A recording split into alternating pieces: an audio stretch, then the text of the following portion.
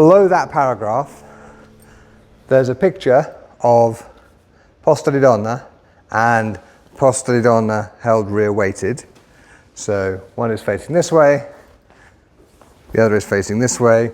And my feeling is also that the turn between those two versions of the guard, so posta di donna held this way, posta di donna held this way, that turn of the body is probably also a volta stabile, but that's open to discussion. Below this, he shows us the first two of the 6 different ways of holding the sword that he includes in this section.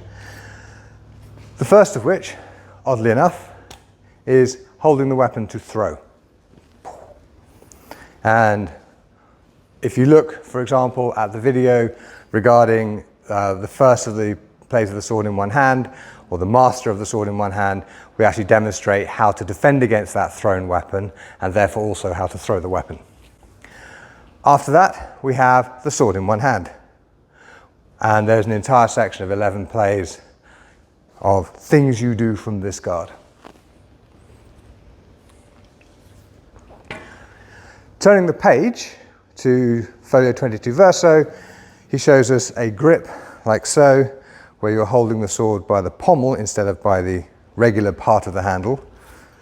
And it is, he says, for making a long thrust. So with the sword held like so, you can thrust extremely far. And it's a bit of a trick shot, but I've been hit by it by people who know what they're doing, so I can confirm that it does actually work on occasion. After the holding the sword by the pommel for the long thrust, he shows us a guard of the sword like so for fighting in armor. And with this shorter point, he says he will not be deceived. And if we look ahead to the armored combat plays, you can see how this guard is used, or at least this way of holding the sword is used. After this, he shows us a regular posta di donna again, which is, if you say, hold this sword, most people will hold it like this, one hand here, and so this is, if you like, the regular grip. Opposite that, there is another rear-weighted posta di donna, where he's holding a sword like so, and he says, and this is a sword and an axe.